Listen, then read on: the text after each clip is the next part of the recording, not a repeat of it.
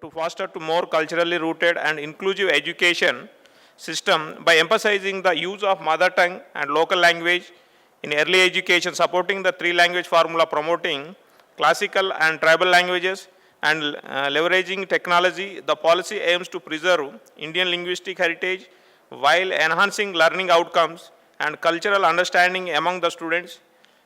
It has a holistic educational framework that not only focuses on the academic excellence, but also on the cultural framework, the cultural and linguistic diversity of India.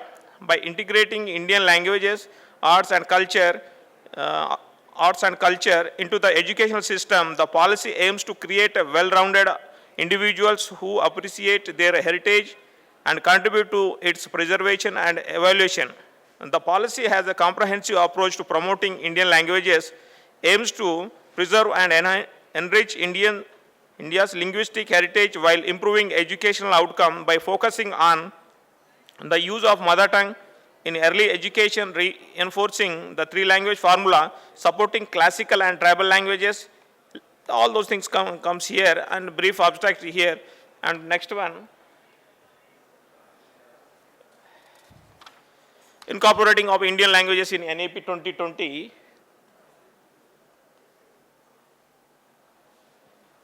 Here, first one, regional language and Hindi and English. Regional language, the language spoken predominantly in the region or the state, and Hindi encourages a common language for the national integration, and English to equip the students with logical global communication skills. Here, emphasizing the incorporation of arts in NEP 2020. Here, the NEP 2020 focus on the art education aims to foster the holistic and inclusive educational environment that values creativity and cultural heritage by the integrating arts into the curriculum, promoting vocational and skill development, supporting teacher training, and leveraging technology. The policy seeks to nurture students' artistic talents and enhance their overall development. So here, holistic development through the art education, early childhood and primary education, middle and secondary education, vocational and skill development, extracurricular activities and competitions, community engagement and cultural preservation and use of technology. And here, preservation of the culture in NEP 2020 and strategies for cultural preservation in NEP 2020. First one, curriculum and pedagogical framework, teacher training and professional development, resource development and infrastructure, digital platform and technology. And next one, strategies for cultural recognition in NEP 2020, promotion of cultural diversity, recognition of the cultural achievements, and inclusion of culture in the curriculum, teacher training and resources. Last one, conclusion. So here, NEP 2020 aims to the transformation of the Indian education system into one that values and integrates Indian languages, art and culture, ensuring that students develop a strong and sense of the identity, creativity and global competence. This comprehensive approach not only enhances academic learning, but also nurtures well-rounded individuals who are culturally aware and proud of their heritage. NEP 2020 emphasis on the recognition of culture aims to create an educational environment that values and celebrates cultural diversity by incorporating cultural education into the curriculum, recognizing cultural achievement, and engaging with the communities. The policy ensures that the students develop a deep appreciation for their cultural heritage. This holistic approach not only enhances academic learning, but also nurtures well-rounded individuals who are culturally aware of the proud of this heritage. The policy transformative goals are designed to ensure that education in India is holistic, inclusive, and relevant to the country's diverse cultural heritage. NEP 2020 calls for the development of infrastructure and resources to support arts education, such as art studios, music rooms, and performing spaces. It provides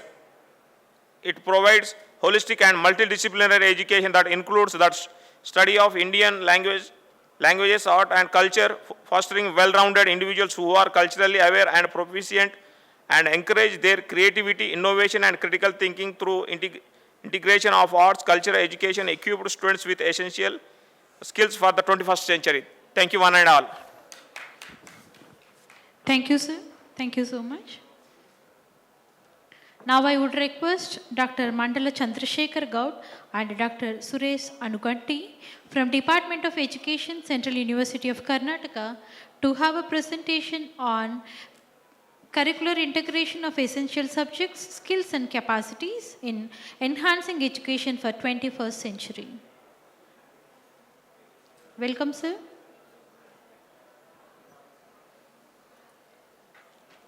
Do we have the presenters here? Okay. Next, I would like to invite Dr. Subhashini Srivatsa, Professor, Department of PG Studies in Commerce, Mangalore University, to present a role of AI in higher education.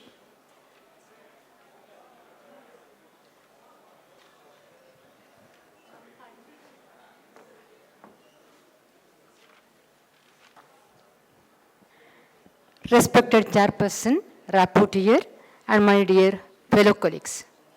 My topic is role of AI in higher education.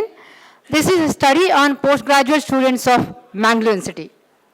Yes, we believe that AI has a potential to change some of the ways the educators we can teach and the students can learn. This AI may be used for anything from the simple course to the more difficult task. That is why, according to John McCarthy, AI is the science of engineering of making the intelligent machines. Artificial intelligence has for us an indispensable companion for academic pursuits, significantly altering the ways the postgraduates researchers can learn and conduct the research. Personalized learning experiences facilitated by AI-powered education platforms allow the researchers to acquire new skills, new knowledge more efficiently. These platforms adapt the individual, their learning styles, needs, tailoring consent, and pacing accordingly. And my objectives of the study are to know the perception of the postgraduate students toward the usage of AI, to know their satisfaction level, to identify the problems they are facing, and to provide valuable suggestions. The scope of this study is undertaken to know the perception of them only, and it provides a comprehensive understanding of the opinion or the level of satisfaction of the postgraduate students. And the research methodology, again, is based on the primary and secondary data. The primary data is collected from the study conducted through the Google Forms and the questionnaires. Secondary data is collected from the previous studies. And I have taken, actually my literature review consists of 23. It consists of Indian studies and the foreign studies.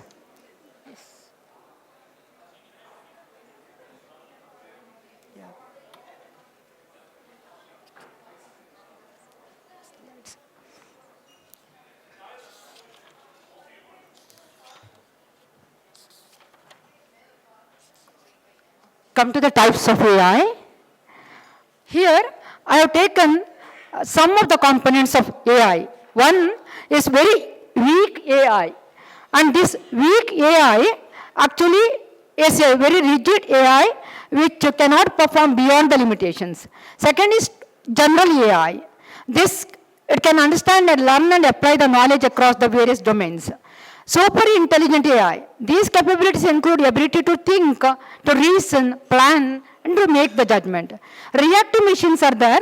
These operate solely on the present data, taking into the account only the current situations. And the limited memory, this usually possesses temporary memory only. And the theory of mind, this expects the AI to take into account the human emotions, beliefs, intentions, and other things. And self-aware AI, this requires the AI to understand the capabilities and the emotions.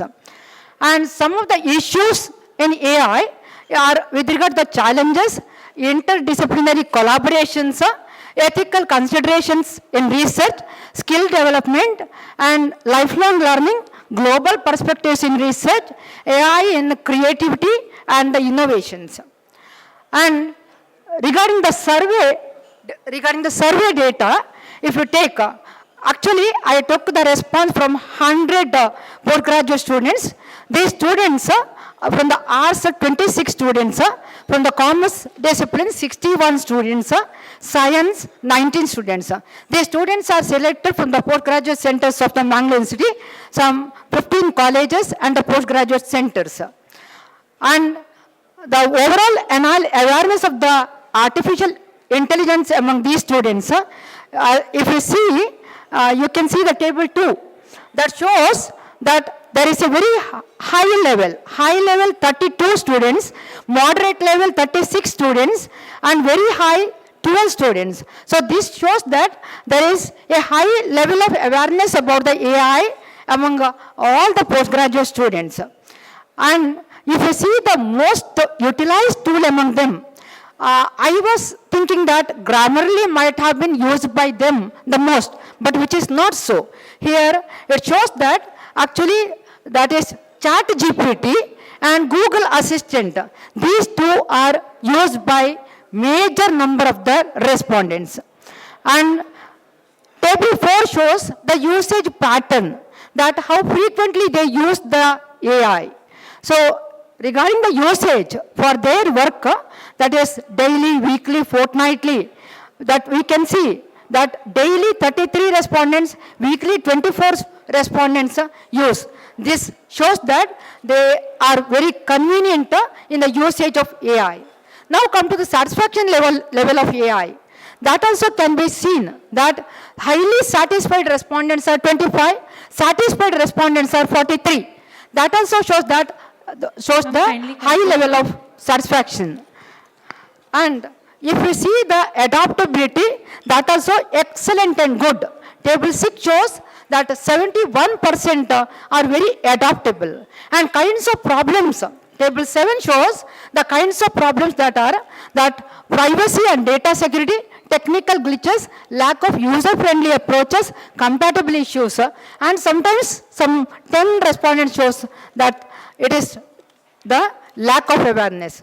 And when we see into the suggestions, they said the problems are there, but suggestions are also with the students. There is a long way to go. That is why choosing the strong password, avoid using the public Wi-Fi networks, and updating the AI software are some of the suggestions that are given. So I want to conclude here that it is because of this awareness, the AI and machine learning has become major branch of data science and research tool. The postgraduate master the skills to create, so we have a long way, lot to do in this because it is AI which is going to contribute a lot in our higher education. Thank you. Thank you, ma'am. Can I verify that anyone else is waiting for the presentation? Yeah, please come and introduce yourself, sir, which has not been listed here.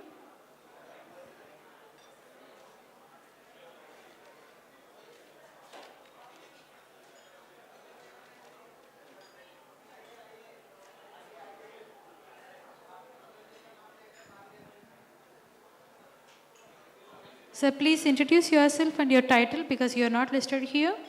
And please stick on to 5 minutes. Only 5 minutes, sir, please. Thank you. Good evening to all of you. I'm representing a government college from Karnataka. My name is Nagaraja Ayyu. I belong to one of the taluks of Udupi district, Kundapura. In the beginning, I would like to express my heartfelt thanks for the organizers for having given me this opportunity to speak. Actually, my topic is Leading the Way NEP 2020 Implementations in Karnataka, a case study. Karnataka is the first state to implement NEP 2020 in the state.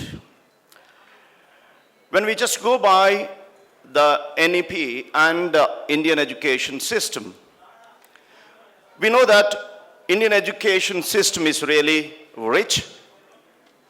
and it specifically lays on giving the value education to the people of the country. And we also know that many of the foreigners are rushing to India, not because of the reason that Indian education is cheap, but because of the reason that we get worth education, worth in terms of values. If you go back to the traditional approach of Indian education system, as it was, rightly pointed out in the earlier presenter, that we used to deliver the syllabus. We used to deliver what was designed to the students. But now the days are gone. I think I need the pointer so that I can change the slides. Now,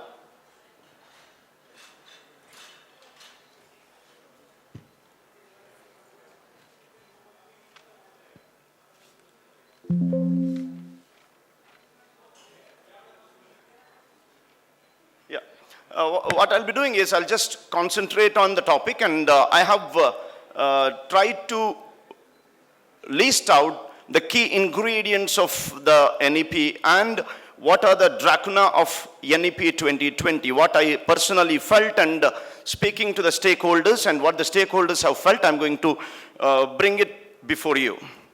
When I just go by the key ingredients of the NEP 2020, you know that it has provided a real flexibility to the students. The flexibility in terms of the selection of the courses, selection of the program. The students can just decide which combination of the courses that they're gonna opt for their education. And that being made possible by the new education policy 2020. In addition to this, most important is the interest-based and the skill-based selection. The NEP 2020 has given the facility to give skill-based education in terms of artificial intelligence, what the previous presenter has rightly pointed out, maybe the cyber security in other way, digital fluency. So these are all the skill-based education which was not provided to a non-sciences students earlier. This is being made possible by NEP 2020. In addition to that, a cross-sectional movement is made possible by this NEP 2020.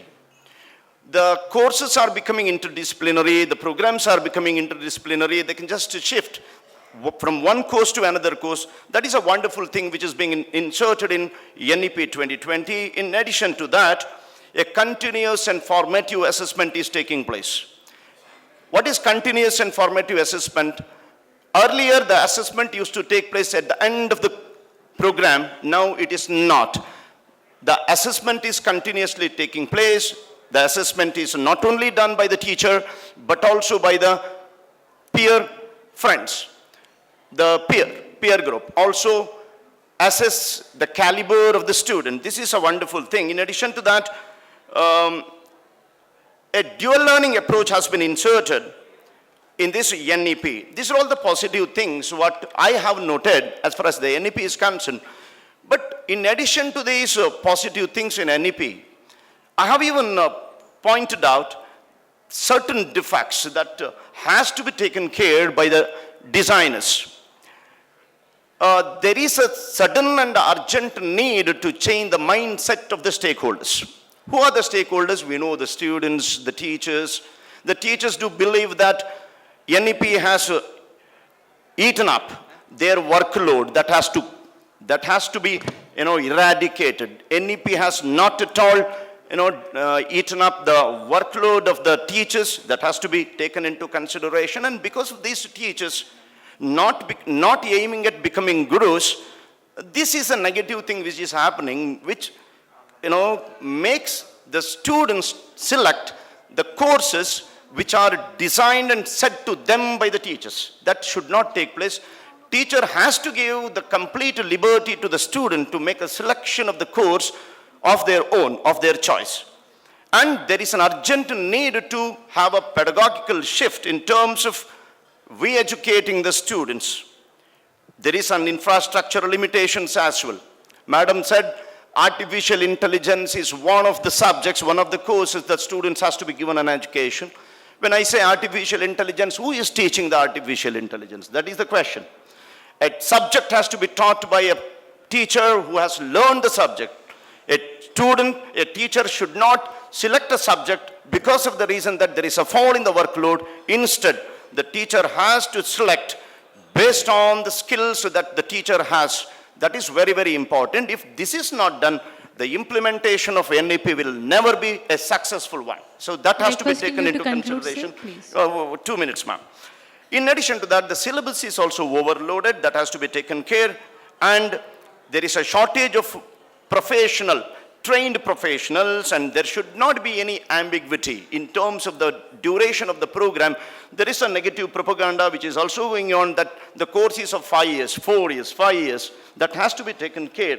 So these are all the things that I have pointed out. And as a conclusion, I would like to say that whatever may be the thing, education has to come out from the clutches of the political parties, because if one government is going to implement NEP, the other government is going to withdraw the NEP. That should not take place, because we are there to help the students, and the students have to be helped in terms of giving them the proper education. In addition to that, whatever the system which is going to be implemented, whatever the education we are going to implement, we should aim at making the students literates, morally strong. They should become, because of our education, a good, real human beings. Thank you very much. Thank you, sir. It was a great session by our speakers. Totally, we had 8 speakers spoke on different. Okay.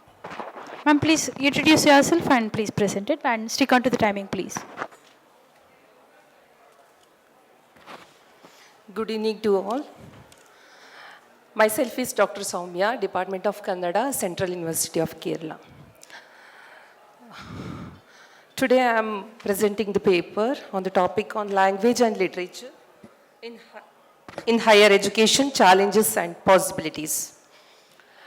Practice of literature and languages in academia is confronting a severe blow across the globe. Except for several countries in Europe and America, the trend of literature and language studies is in decay. Cultural hegemony of English, which resulted out of globalization and neo-globalization, caused this havoc in every contemporary society across the world, including Indian and Asian society. This monolithic sovereignty of English and its subversive suppression of local regional languages and literature can be traced through colonial modernity, especially when colonialism entered India in the 19th century. Modern English education, or the European counterpart of it, is totally a failure project, according to a very famous Latin American thinker, Esto Augustava. So this juncture makes us think and even force some serious questions about existence, practice, and panacea for the rupture and the crisis in pedagogy practice of language and literature, especially with the context of vernacular in India. So my paper engages these questions and ideas around this. Partha Chatterjee opinion seems to be important when Indian thinkers try to adopt Western ideas like science, technology, and traditional rationality in our regional creative literature. Indian nationalists could not deny the revolutionary advances of Western science and technology, but to surrender to them would to be give up the uniqueness of our culture and national identity. Attempts were made to weave in literature discussion of heritage, modernity, science, religion, and culture in the national imagination that blended with the spirituality of India and the technological and physical feat of the West. We can notice that towards the end of 20th century, the concept of literature developed in Indian language in diverse forms according to social and cultural changes. A number of creative writers, thinkers, critics, translators emerged and developed a social sensibility and realized human values and nobility in their literature. When literature has a great consciousness of society, we see a great change in the interest of literature in the context of globalization. During the period of globalization and liberalization, Indian society underwent a kind of intense cultural transition. With the emergence of new technology and skill-based employment opportunities due to globalization, most of the changes were seen in the curriculum of educational institution. It is very clear that education is also influenced by the changing national and international employment policies. If we consider literature as a cultural form of society, then our thought, personal choice, and understanding are influenced by the social and cultural situation of all times. At present, when job opportunities are being created on the basis of technology and skills, naturally there is a decline in students pursuing higher education in language studies. When there was a wave that only exams like NEET, CET, etc. were the ultimate goal of students, the higher education in language and literature disappointed people in terms of job opportunities and better pay. This is not the only reason. The medium of instruction also led to a decrease in the choice of higher studies in literature at another level. Ma'am, please conclude, ma'am. Okay. If we continue the discussion on this basis that education and the development of country are interrelated, then what is the need of the study of language and literature along with the education and development? So I can quote Pablo Neruda, literature is necessary to wash away the daily filth of human society. So, why humanity needed literature? I am of the opinion that only literature can profoundly answer the question of the human existence. So we can see the solution for the problems and delay in enrolling students in higher education. Despite the challenges at this juncture, we feel that there is some hopeful atmosphere in today's NEP 2020. The new national education policy has opened up promising prospects for access to higher education. Along with the study of the mother tongue, skill and technology should be combined with the creation of employment opportunity. Thank you so much for the opportunity.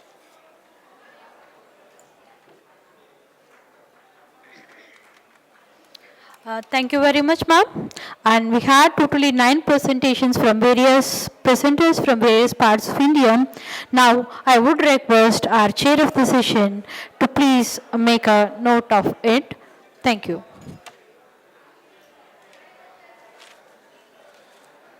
Thank you, madam. So, first of all, I give my sincere thanks to AVRSM who has given me this opportunity to present in front of you. So there were 9 presentations. Okay. There were 9 presentations in this session, especially on the topic of how to reform the education. And there were varieties of the speakers were there. Okay, mostly they were coming from South India and one presenter was coming from the Gujarat. Okay. And there were some of the categories were there of the presentation. Most of the presentations were talking about the pedagogies of reforming the education. Whereas 2 presentations was talking about, or 3 presentations were talking about the linguistic representations which can reform the National Education Policy 2020.